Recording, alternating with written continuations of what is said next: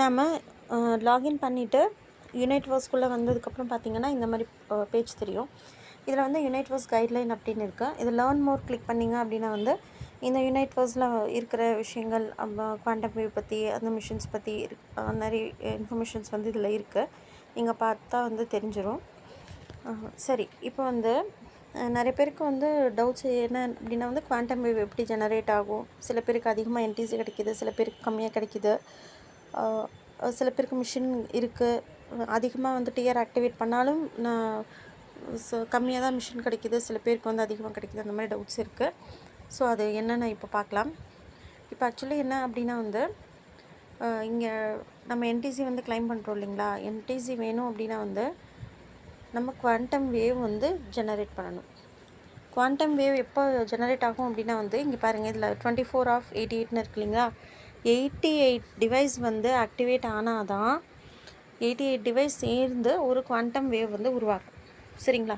இந்த quantum wave வந்து உருவாகி அது அப்படியே போய் க்யூவில் நின்று நம்ம ஐடி வந்ததுக்கப்புறம் வந்து நம்மளுக்கு வந்து ஒரு மிஷின் கிடைக்கும், ப்ராசஸிங் மிஷின் ஒன்று கிடைக்கும். அது போக வந்து என்டிசி டெய்லி கிளைம் பண்ணுறதும் வந்து நம்மளுக்கு ஜெனரேட் ஆகும். ஸோ ப்ராசஸ் என்ன அப்படின்னா வந்து நம்ம டிஆர் ஆக்டிவேஷனோ எக்ஸ்டென்ஷனோ பண்ணும்போது நம்மளுக்கு வந்து சிப்ஸ் வந்து லோடாக ஆரம்பிக்கும். அந்த சிப்ஸில் இருந்து நம்மளுக்கு வந்து டிவைசஸ் ஃபார்ம் ஆகும். டிவைசஸில் இருந்து நம்மளுக்கு குவாண்டம் வேவ், அதுக்கப்புறம் தான் மிஷினும் என்டிசியும் நம்மளுக்கு கிடைக்க ஆரம்பிச்சிடும். சரி, அப்போது மெயினாக தேவை வந்து குவாண்டம் வேவ். அந்த குவாண்டம் வேவ் வேணும் அப்படின்னா என்ன பண்ணணும் அப்படின்னா நம்ம டிஆர் ஆக்டிவேஷன் தானங்க பண்ணணும். ஃபஸ்ட்டு வந்து டிஆர் ஆக்டிவேஷன் பண்ணணும். அதுக்கப்புறம் வந்து மந்த்லி அதோடைய எக்ஸ்டென்ஷன் வந்து கரெக்டாக பண்ணிகிட்டே வரணும். அப்படி இருந்தால் வந்து கண்டிப்பாக வந்து குவாண்டம் வேவ் வந்து லான்ச் ஆகும். சரி, குவாண்டம் வேவ் லான்ச் ஆகணும் அப்படின்னா வந்து 88 டிவைஸ் இருக்கும். அந்த டிவைஸ் வந்து எப்படி வரும் அப்படின்னு கேட்டிங்கன்னா நம்ம வந்து டிவைஸ் வரதுக்கு வந்து டிஆர் ஆக்டிவேஷனோ எக்ஸ்டென்ஷனோ பண்ணணும். சரிங்களா. இப்போ ஃபார் எக்ஸாம்பிள் நம்ம வந்து டிஆர் வந்து ஆக்டிவேஷன் பண்ணியிருக்கோன்னு வைங்க. ஆல்ரெடி ஆக்டிவேஷன் பண்ணவங்க எக்ஸ்டென்ஷன் பண்ணியிருக்கீங்கன்னு நினச்சிக்கோங்க. சரிங்களா. அப்படி இருக்கும்போது என்ன அப்படின்னா வந்து ஆக்டிவேஷன் பண்ணாலும் எக்ஸ்டென்ஷன் பண்ணாலும் நம்மளுக்கு வந்து 30 நாள் டைம் இருக்கும். சரிங்களா. நான் பண்ணதில் வந்து 22 நாள் முடிஞ்சிருச்சு. 8 days ரிமைனிங். நான் வந்து டைம் வந்து எக்ஸ்டெண்ட் பண்ணிடுவேன். ஸோ இதுதான் ப்ரொசீஜர். ஒரு ஆக்டிவேஷனோ எக்ஸ்டென்ஷனோ பண்ணாலும் நம்மளுக்கு வந்து 30 நாள் கிடைக்கும். அந்த 30 நாளும் என்னாகும் அப்படின்னா வந்து நாம் வந்து எந்த டியர் வந்து இது பண்ணியிருக்கோமோ அதுக்கு வந்து சிப்ஸ் வந்து லோடாக ஆரம்பிக்கும். இப்போ ஃபஸ்ட்டு டியரில் பார்த்தீங்க அப்படின்னா வந்து 256 சிப்ஸ் இருக்குது. ஸோ இது எல்லாமே 256 சிப்ஸும் ஃபில் ஆனால் தான் ஒரு டிவைஸ் வந்து நம்மளுக்கு கிடைக்கும். நான் சொன்னேன் இல்லைங்களா, 88 டிவைஸ் இருந்தால் தான் ஒரு குவாண்டம் வேவ் லான்ச் ஆகும் அப்படின்னு சொல்லிட்டு. அந்த குவாண்டம் வேவ்க்காக அந்த 88 டிவைஸ் வேணும் அப்படின்னா நம்ம டியர் ஆக்டிவேஷனும் எக்ஸ்டென்ஷனும் பண்ணிகிட்டே இருக்கணும். அப்போது ஒரு தடவை பண்ணாலே அந்த 30 நாள் வந்து அது லோட் ஆகிட்டே இருக்கும். இப்போ ஃபஸ்ட்டு டியர் மட்டும் தான் பண்ணியிருக்காங்க அப்படின்னா வந்து ஒரு டைம் இந்த 256 சிப்ஸ் வந்து ஃபில் ஆனதுக்கப்புறம் ஒரு டிவைஸ் வந்து அங்கே ஆட் ஆகும். சரிங்களா. 1/88 போய் நிற்கும். ஃபார் எக்ஸாம்பிள் ஒருத்தர் வந்து 2 டியர் பண்ணியிருக்காங்கன்னு வைங்க. இதில் ஒரு விஷயம் என்ன கவனிக்கணும் அப்படின்னா ஃபஸ்ட்டு டியரில் 256ங்களா, செகண்ட் டியரில் பார்த்திங்கன்னா 128 தான். 128 சிப்ஸ் ஃபில் ஆனாலே ஒரு டிவைஸ் வந்து கிடச்சிடும். அதுவே வந்து தேர்டு பார்த்திங்க அப்படின்னா அதில் பாதி தான், 128ல் பாதி தான், 64 சிப்ஸ் ஃபில் ஆனாலே ஒரு டிவைஸ் கிடச்சிடும். ஸோ அதுக்காக தான் வந்து நிறைய வந்து டியர் பண்ணணும் அப்படிங்கிறது. ஏன்னா ஒரு டியர் பண்ணும்போது 256 சிப்ஸ் ஃபில் ஆனால் தான் ஒரு டிவைஸ். அதே 2 டியர் பண்ணவங்களுக்கு இதிலிருந்தும் பெனிஃபிட் கிடைக்கும்.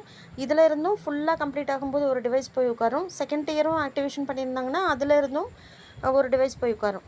அப்போ வந்து 9 டியரும் பண்ணியிருக்காங்கன்னா குயிக்காக வந்து இது ஃபுல்லாக இந்த சிப்ஸ் ஃபில்லாகி டிவைஸ் வந்து 88 கம்ப்ளீட் ஆகி புது குவாண்டம் வேவ் வந்து ஜெனரேட் ஆகி அது குவாண்டம் வேவே க்யூவில் நிற்கும் 9 டியர்களாக பண்ணவங்களுக்கு. ஸோ இதுதாங்க ப்ரொசீஜர். ஸோ இது ஒவ்வொரு டைம் வந்து ஃபில்லானால் தான் வந்து நம்மளுக்கு வந்து ஒவ்வொரு டிவைஸ் கிடைக்கும். ஸோ ஃபஸ்ட் இயர் பொறுத்த வரைக்கும் 256 சிப்ஸ் ஃபில் ஆனால் தான் ஒரு டிவைஸ். இதே மாதிரி 88 டிவைஸ் ஃபில் ஆனால் தான் நம்மளுக்கு வந்து குவாண்டம் வேவ் வந்து லான்ச் ஆகும். அந்த குவாண்டம் வேவ் லான்ச் ஆனதுக்கப்புறம் க்யூவில் போய் நிற்கும். அதுக்கப்புறம் அந்த க்யூவில் நின்று நம்ம ஐடி எப்போ வந்து கரெக்டாக வந்து க்யூவில் வருதோ அப்போ வந்து நம்மளுக்கு குவாண்டம் ஓர் ப்ராசஸிங் மிஷின் வந்து கிடைக்கும். இது வந்து கோட்டு ப்ராசஸிங்குள்ளே போனாவே உங்களுக்கு வந்து தெரிஞ்சிடும். நீங்கள் ஆக்டிவேஷனோ எக்ஸ்டென்ஷனோ பண்ணிங்க அப்படின்னா வந்து ஒரு 4-5 மணி நேரத்துக்குள்ளேயே வந்து உங்களுக்கு வந்து ஒரு மிஷின் வந்து கிடைக்கும். அதுக்குள்ளே வந்து க்யூவில் நீங்கள் வந்துடுவீங்க. மோஸ்ட்லி க்யூவில் 4-5 மணி நேரத்தில் வந்து உங்களுக்கு ஒரு புது மிஷின் வந்து கிடைக்கும். நீங்கள் ஆக்டிவேஷன் பண்ணாலும் ஒரு மிஷின் கிடைக்கும், எக்ஸ்டென்ஷன் பண்ணாலும் ஒரு மிஷின் வந்து கிடைக்கும். அந்த மிஷினில் பார்த்திங்க அப்படின்னா வந்து 3 பேட்டரி இருக்கும். இதில் வந்து ஒரு பேட்டரி தான் ஃபில் பண்ணுறதுக்கு நம்மளுக்கு இப்போதைக்கு ஆப்ஷன் இருக்குது. ஒரு பேட்டரி ஃபில் பண்ணணும் அப்படின்னா ஃபுல்லாக ஃபில் பண்ணுறதுக்கு 10 NTC வந்து நம்மளுக்கு வந்து தேவைப்படும். சரிங்களா? சரி, இப்போ இதில் பாருங்கள், இந்த மிஷினுக்கும் வந்து 30 நாள் தான். அது பாட்டுக்கு டைமர் ஓடிட்டே இருக்கும். நம்ம என்ன பண்ணணும் அப்படின்னா வந்து அந்த 30 நாள் முடியறதுக்குள்ளே நம்ம டெய்லி வந்து NTC கிளைம் பண்ணி இங்கே வந்து ஒரு மிஷினுக்கு வந்து 10 NTCங்கிற மாதிரி வந்து ஃபில் பண்ணிடணும். இப்போ எங்கிட்ட வந்து 9.68 தான் இருக்குது. இதுவே நம்ம 10 இருந்தது அப்படின்னா வந்து 10 இருந்ததுன்னா ஃபில் பண்ணிடலாம். இது கம்மியாக பண்ணலாமா அப்படின்னா அது பண்ணலாம். பட் வந்து நான் மோஸ்ட்லி இப்படி பண்ணுறதில்ல. இப்போ ஃபார் எக்ஸாம்பிள் இப்போ 9.68 இருக்குது, அது ஃபில் பண்ணலாம் அப்படின்னா பண்ணலாம். பட் நான் வந்து ஒரே டைம் வந்து ஃபில் பண்ணிடலாம் அப்படின்னு சொல்லிட்டு நான் பண்ணுறதில்ல. ஸோ மேக்ஸிமம் அப்படின்னு பார்த்திங்கன்னா வந்து 10 தான். 10 NTC வந்து ஃபில் பண்ணி நம்ம வச்சிடணும். ஸோ இதை வந்து வைக்கிறதுக்கு முன்னாடி இன்னொரு சஜஷன் என்ன அப்படின்னா வந்து உங்கள்கிட்ட 2-3 மிஷின் இருந்ததுன்னு வைங்க.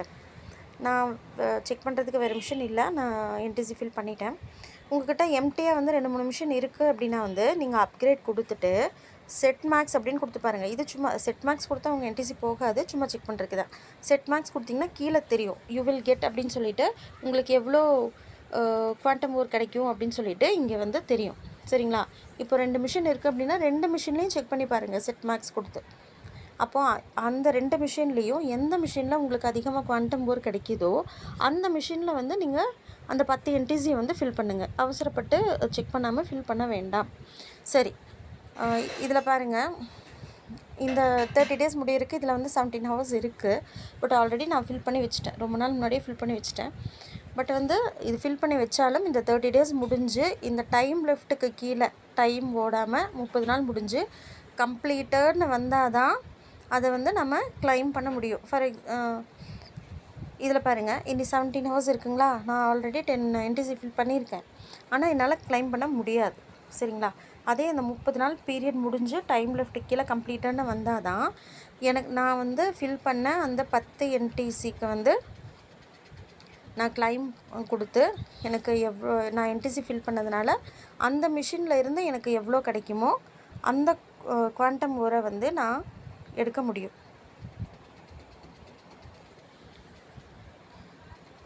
பாஸ்வேர்ட் கொடுத்துருக்கேன்.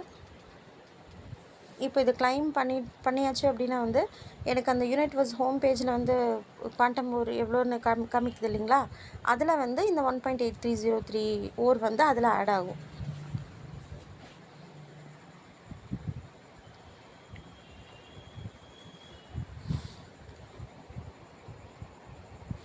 லோட் ஆகிட்டுருக்கு, வெயிட் பண்ணுவோம்.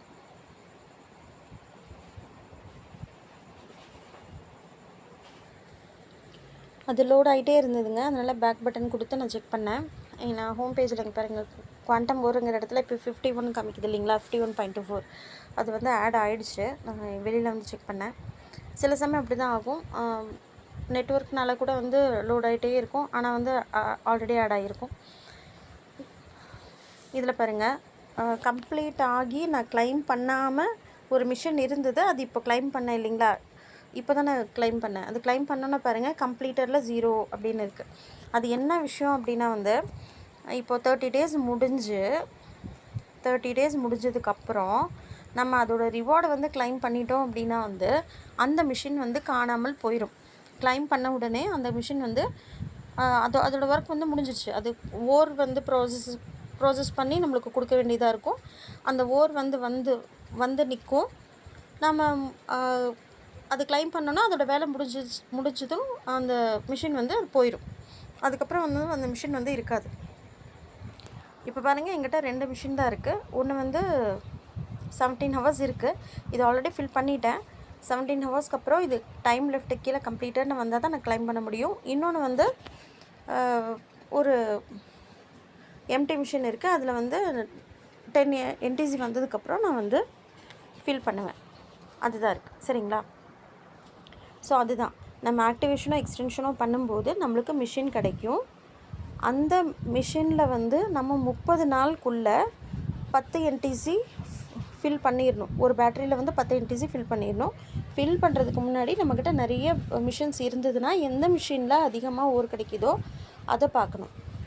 சரி, அதுதான் ஆக்டிவேஷன் எக்ஸ்டென்ஷன் பண்ணும்போது நம்மளுக்கு வந்து சிப் லோட் ஆகும்போது அப்படியே ஒவ்வொன்றா டிவைஸ்னு போய் 88 டிவைஸ் வந்து கம்ப்ளீட் ஆனால் ஒரு குவாண்டம் வேவ் வந்து உருவாகும்.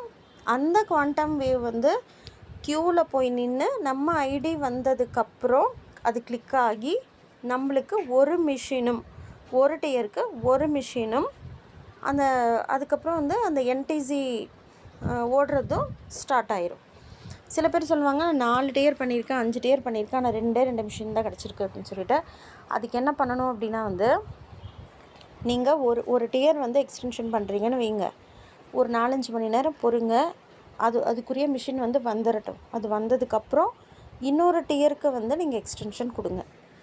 அதுக்கு வந்து மறுபடியும் வந்து அதோடைய மிஷின், புது மிஷின் மறுபடியும் வந்து வந்ததுக்கப்புறம் 3வது டியர் எக்ஸ்டென்ஷன் பண்ணுங்கள். மறுபடியும் 4-5 மணி நேரத்துக்குள்ளே இன்னொரு மிஷின் வந்துடும். அதே மாதிரி நீங்கள் வெயிட் பண்ணி பண்ணிங்க அப்படின்னா வந்து நீங்கள் வந்து 5 டியர் பண்ணாலும் 5 மிஷின் கிடைக்கும், 6 டியர் பண்ணாலும் 6 மிஷின் வந்து உங்களுக்கு கிடைக்கும். அதுவே வந்து நீங்கள் டக்குன்னு சொல்லிட்டு ஒரு 2-3 நிமிஷத்துக்குள்ளே 6 டியர் வந்து எக்ஸ்டெண்ட் பண்ணிட்டீங்கன்னு வைங்க, அப்போ உங்களுக்கு 2-3 தான் கிடைக்கும். ஒன்று வந்து எக்ஸ்டெண்ட் பண்ணிவிட்டு மிஷின் வந்ததுக்கப்புறம் இன்னொன்று பண்ணிங்க அப்படின்னா வந்து ஒவ்வொரு டியர் எக்ஸ்டென்ஷனுக்கும் ஒவ்வொரு மிஷின் கிடைக்கிறதுக்கு நிறைய சான்சஸ் இருக்குது. சரிங்களா? இதுதாங்க மெயினான விஷயம்.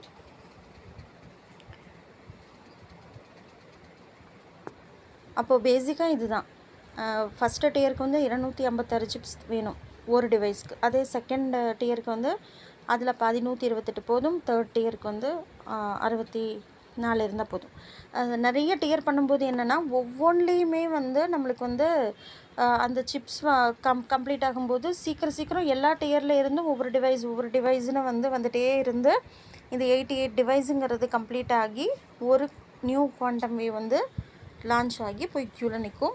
நம்ம ஐடி வந்ததும் அது கிளிக் ஆகி மிஷினும் இந்த என்டிசி வர ஆரம்பிச்சிடும். இந்த என்டிசி ஏன் இவ்வளோ இம்பார்ட்டண்ட் அப்படின்னா வந்து இந்த என்டிசி இருந்தால் தானே நம்ம அந்த பேட்டரி ஃபில் பண்ண முடியும். இது எப்படின்னா வந்து 24 ஹவர்ஸ்க்கு வந்து அந்த என்டிசி வந்து போயிட்டே இருக்கும். சரிங்களா? ஒரு மிஷின் இருந்தால் வந்து 0.345 அப்ராக்சிமேட்லி 0.345 என்டிசி வந்து கிடைக்கும். அதே உங்களுக்கு வந்து 2 மிஷின் கிடச்சிருக்கு அப்படின்னா 0.345 வந்து 2 மடங்கு 0.69 அப்படின்னு சொல்லிட்டு அதுதான் ஒரு மிஷினுக்கு வந்து 0.345 தாங்க. அதுக்கப்புறம் எவ்வளோ மிஷின் இருக்கோ அதில் நீங்கள் வந்து பெருக்கி பார்த்துக்கோங்க எவ்வளோ உங்களுக்கு என்டிசி கிடைக்கும் அப்படின்னு சொல்லிட்டு. ஸோ நிறைய டியர் இருக்கும்போது நிறைய மிஷின் இருக்கும்போது ஆப்வியஸ்லி ஒவ்வொரு நாளும் 24 மணி நேரத்துக்கு வந்து நிறைய என்டிசி வந்து கிடைக்கும். சரி, இந்த 24 மணி நேரம் வந்து இது கம்ப்ளீட் ஆச்சுன்னு வைங்களேன், இந்த கிளைம் பட்டன் வந்து ஆனில் வந்து நிற்கும். நம்ம கிளைம் கொடுத்துடணும். கரெக்டாக 24 மணி நேரத்தில் வந்து இந்த கிளைம் வந்து ஆன் ஆகிடும், அது ஆக்டிவ் ஆகிரும். நம்ம கிளைம் கொடுக்கணும். இன்கேஸ் நம்ம வந்து 2 மணி நேரம் விட்டுட்டோம் அப்படின்னாலும் நாம் வந்து அதை கிளைம் பண்ணுற வரைக்கும் அந்த என்டிசி வந்து ஓடாது. அந்த 2 மணி நேரத்துக்குரிய என்டிசி வந்து நம்மளுக்கு வேஸ்ட் ஆயிரும். இது 2 நாள் நம்ம பார்க்காம போனாலும் நம்ம கிளைம் பண்ணுற வரைக்கும் அடுத்த என்டிசி வந்து அது ஜெனரேட் ஆகாது, ஓடாது. அதனால் வந்து நம்ம டெய்லி வந்து அதை கிளைம் பண்ணி கரெக்டான டைமுக்கு கிளைம் பண்ணால் தான் நம்மளுக்கு வந்து ப்ராஃபிட்டு. டியர் ஆக்டிவேஷன் பண்ணி டியர் எக்ஸ்டென்ஷன் பண்ணி கரெக்டான டைமில் பார்க்காம நம்ம மிஸ் பண்ணுறோம் அப்படின்னா வந்து அது ஹவர் கணக்கில் இருந்தாலும் சரி, நாள் கணக்கில் இருந்தாலும் சரி, நம்ம கவனிக்காமல் கிளைம் பண்ணாமல் விட்டால் அது வந்து நம்மளுக்கு தான் லாஸு. அதோடைய வேலை வந்து டியர் எக்ஸ்டென்ஷனுக்கும் டியர் ஆக்டிவேஷனுக்கும் அது 30 நாள் டைம். அந்த 30 நாள் ஓடும். அது வரைக்கும் நம்ம கரெக்டாக வந்து டைம் பார்த்து கிளைம் பண்ணிட்டோன்னா மேக்ஸிமம் ப்ராஃபிட் வந்து நாம் பார்க்க முடியும். அதாங்க ஏன் வந்து சில பேருக்கு வந்து அதிகமாக என்டிசி கிடைக்கிறதில்ல அப்படின்னா அவங்க வந்து 5 நிமிஷத்துலேயே 5 டியர் 6 டியர் பண்ணிடுவாங்க. அப்படி தொடர்ந்து பண்ணாதீங்க. ஒரு டியர் பண்ணிவிட்டு 4-5 மணி நேரம் வெயிட் பண்ணி அதுக்கு ஒரு மிஷின் கிடச்சிருச்சான்னு பார்த்துட்டு அடுத்த டியர் பண்ணுங்கள். அதுக்கு மிஷின் கிடச்சதுக்கப்புறம் மறுபடியும் ஒரு 4-5 மணி நேரத்துக்கு அப்புறம் கிடைங்க. அப்படி பண்ணும்போது உங்களுக்கு வந்து அதிகமாக என்டிசி கிடைக்கும். ஸோ இதுதாங்க பேசிக் ப்ரொசீஜர். ஸோ என்டிசிங்கிறது இம்பார்ட்டண்ட். இந்த என்டிசி இருந்தால் தான் அந்த பேட்டரி ஃபில் பண்ணி குவாண்டம் ஓர் எடுக்க முடியும். அந்த குவாண்டம் ஓர் உங்களுக்கு வந்து எடுத்ததுக்கப்புறம் தான் வந்து கீழே பாருங்கள் EQN இருக்கும். இந்த குவாண்டம் ஓரும் இந்த EQN டோக்கனும் வச்சு தான் நம்ம பிட்ஃபோர்ஸ் அப்படிங்கிற காயின் வந்து எடுக்க போகிறோம். இந்த EQN காயின் என்ன அப்படின்னா வந்து நம்மளுக்கு கீழே டவுன்லைன்ஸ் வந்து டியர் ஆக்டிவேஷனும் எக்ஸ்டென்ஷன் பண்ணும்போது நம்மளுக்கு வந்து கிடைக்கிற ஒரு டோக்கன் தான் வந்து EQN டோக்கன். ஸோ நம்மளுக்கு வந்து EQN வேணும். நம்மக்கிட்ட நிறைய பெரிய டீம் இருந்து அவங்களும் ஆக்டிவேஷன் எக்ஸ்டென்ஷன் பண்ணுறாங்கன்னா EQN காயின் வந்து அதிகமாக இருக்கும். ஸோ குவாண்டம் ஓரும் EQN டோக்கனும் அதிகமாக இருக்கும்போது நம்மளுக்கு நிறைய பிட்ஃபோர்ஸ் கிடைக்கும்.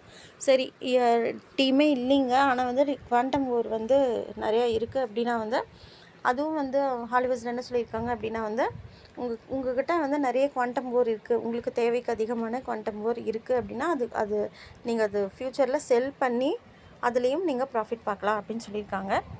ஸோ அதில் ப்ராஃபிட் மட்டும்தான் கிடைக்கும். EQN காயின் அதிகமாக இருந்து குவாண்டம் ஓரும் அதிகமாக இருந்தால் நம்மளுக்கு வந்து பிட்ஃபோர்ஸாகவே மைனிங் பண்ணி எடுத்துக்கலாம். ஸோ இதுதாங்க ப்ரொசீஜர். இந்த வீடியோ வந்து யூஸ்ஃபுல்லாக இருக்கும் நம்புகிறேன். தேங்க்யூ ஸோ மச் ஃபார் வாட்சிங்.